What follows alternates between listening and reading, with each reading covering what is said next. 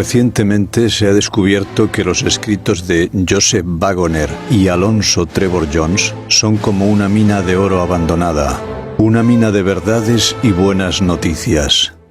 Casi en cada página de la Biblia vieron una buena noticia. De todo esto resulta algo conmovedor que hace vibrar el corazón para siempre. Es fácil ser salvo y difícil estar perdido si se sabe hasta qué punto la buena noticia es buena.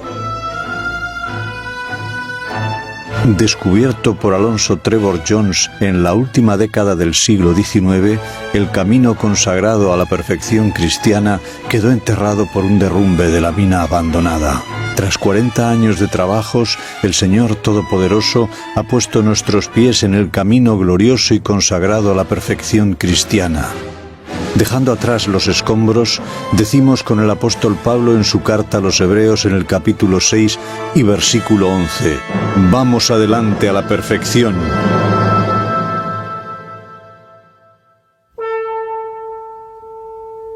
La purificación del santuario.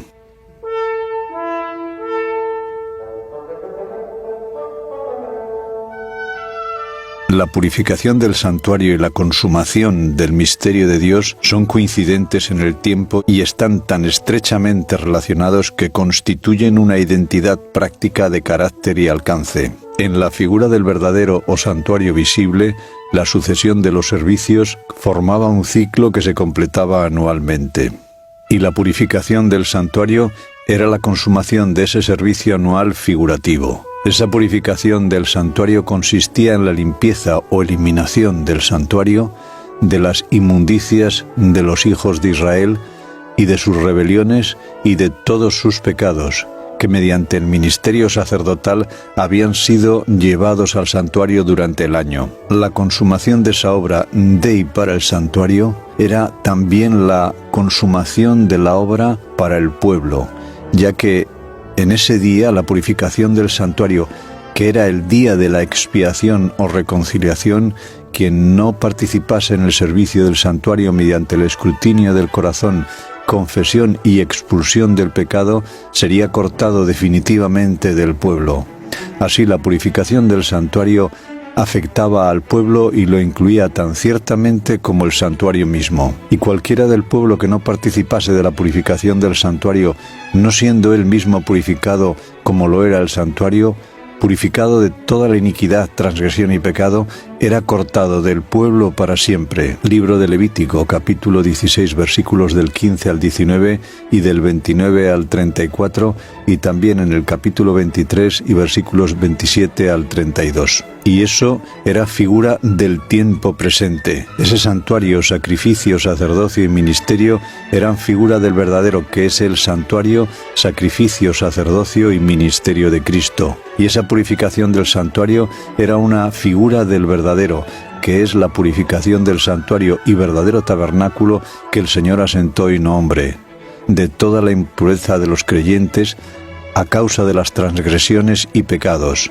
En el momento de esa purificación del verdadero santuario, las palabras de aquel que no puede equivocarse es: hasta 2300 días, y el santuario será purificado. El santuario de Cristo en el año 1844 de nuestra era. Y ciertamente el santuario del cual Cristo es sumo sacerdote es el único que podía ser purificado en 1844, ya que es el único que existía entonces.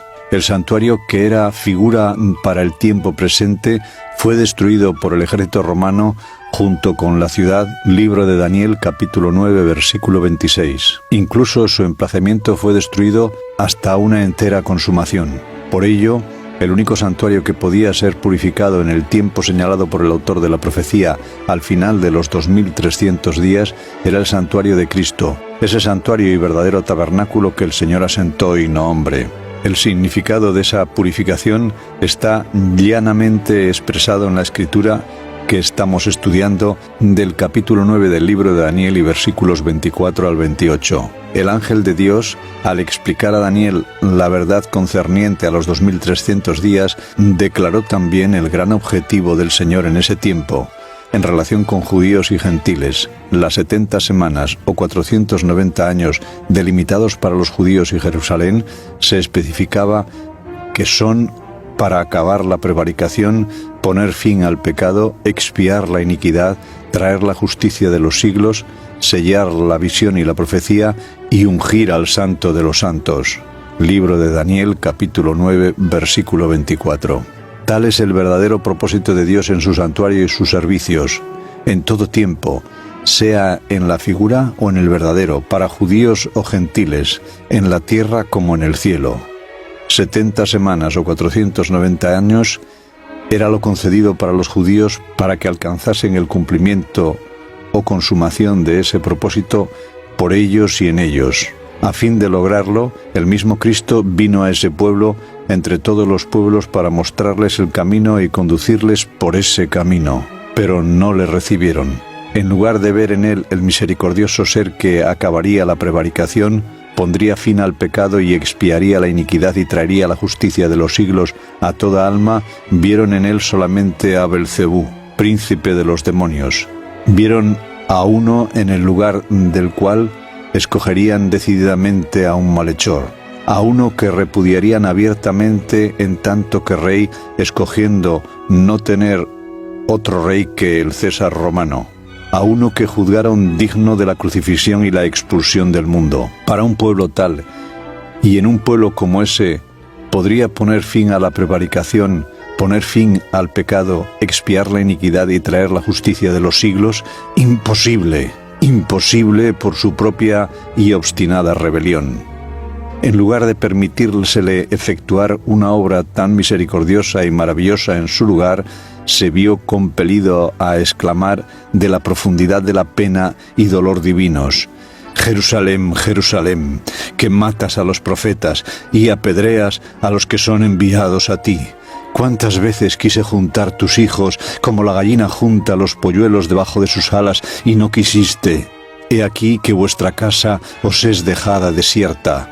El reino de Dios será quitado de vosotros y será dado a gente que haga frutos de él. Evangelio de Mateo, capítulo 23, versículos 37 y 38 y capítulo 21, versículo 43. Tras el rechazo de los judíos, el reino se dio a la nación gentil, y todo cuanto debía haberse hecho por los judíos en los 490 años a ellos dedicados, pero que de ninguna forma consintieron en que se realizara, eso mismo es lo que debe hacerse por los gentiles, a quienes se da el reino de Dios en los 1810 años que se le conceden. Y esa obra consiste en acabar la expiación, poner fin al pecado, expiar la iniquidad, traer la justicia de los siglos, sellar la visión y la profecía y ungir al Santo de los Santos. Eso solamente puede realizarse en la consumación del misterio de Dios, en la purificación del verdadero santuario cristiano. Y eso se efectúa en el verdadero santuario precisamente acabando la prevaricación o transgresión y poniendo fin a los pecados en el perfeccionamiento de los creyentes en Jesús, de una parte, y de otra parte acabando la prevaricación y poniendo fin a los pecados en la destrucción de los malvados y la purificación del universo de toda mancha de pecado que jamás haya existido en él. La consumación del misterio de Dios es el cumplimiento final de la obra del Evangelio, y la consumación de la obra del Evangelio es primeramente la erradicación de todo vestigio de pecado y traer la justicia de los siglos, es decir, Cristo plenamente formado en todo creyente, solo Dios manifestado en la carne de cada creyente en Jesús, y en segundo lugar, la consumación de la obra del Evangelio, que significa precisamente la destrucción de todos aquellos que hayan dejado de recibir el Evangelio, ya que no es la voluntad del Señor preservar la vida de hombres cuyo único fin sería acumular miseria sobre ellos mismos. Segunda carta del apóstol Pablo a los tesalonicenses, capítulo 1, versículos del 7 al 10. Hemos visto que el servicio del santuario terrenal, cuando había finalizado la obra del Evangelio en el ciclo anual, en beneficio de quienes habían tomado parte en él, aquellos que por el contrario no habían participado eran cortados o excluidos, lo cual era figura del tiempo presente y enseña de forma inequívoca que el servicio del verdadero santuario cuando haya finalizado la obra del Evangelio para todos los que participen en él, entonces todos aquellos que no hayan tomado parte en él serán excluidos. Así, en ambos sentidos, la consumación del misterio de Dios significa poner fin al pecado para siempre.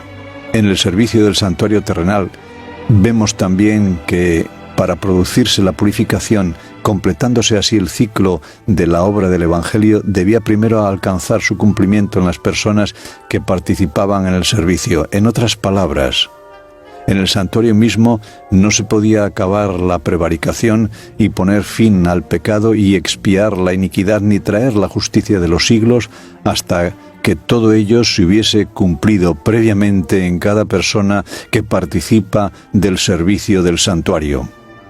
El santuario mismo no podía ser purificado antes de que lo fuera cada uno de los adoradores. El santuario no podía ser purificado mientras se continuase introduciendo en él un torrente de iniquidades, transgresiones y pecados mediante la confesión del pueblo y la intercesión de los sacerdotes. La purificación del santuario como tal consistía en la erradicación y expulsión fuera del santuario de todas las transgresiones del pueblo, que por el servicio de los sacerdotes se habían introducido en él en el servicio durante todo el año. Y ese torrente debe de tenerse en su fuente, en los corazones y vidas de los adoradores, antes que el santuario mismo pueda ser purificado. De acuerdo con todo lo anterior, lo primero que se efectuaba en la purificación del santuario era la purificación del pueblo.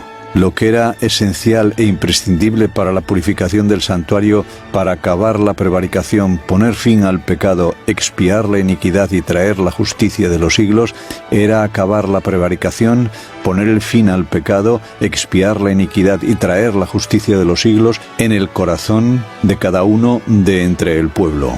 Cuando se detenía en su origen el torrente que fluía hacia el santuario, entonces y sólo entonces podía el propio santuario ser purificado de los pecados y transgresiones del pueblo que se habían introducido en él mediante la intercesión de los sacerdotes. Y todo eso era figura de aquel tiempo presente, figura del verdadero. Se nos enseña pues claramente que el servicio de nuestro gran sumo sacerdote en la purificación del verdadero santuario debe ser precedida por la purificación de cada uno de los creyentes. La purificación de cada uno de los que participen en ese servicio del verdadero sumo sacerdote en el verdadero santuario. Es imprescindible que se acabe la prevaricación, que se ponga fin al pecado y que se expíe la iniquidad y se traiga la justicia de los siglos en la experiencia de todo creyente en Jesús antes de que pueda cumplirse la purificación del verdadero santuario. Tal es el objetivo del verdadero sacerdocio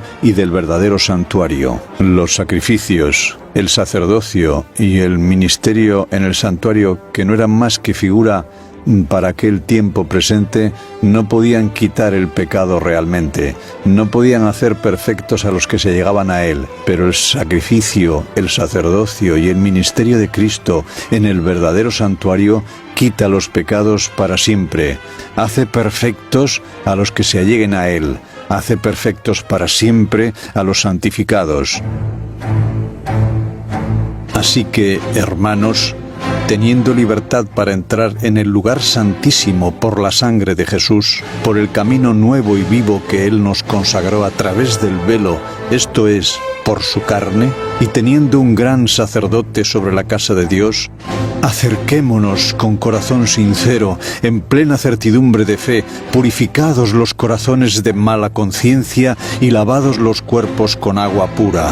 Palabras del apóstol Pablo en su carta a los Hebreos, capítulo 10, versículos 19 al 22.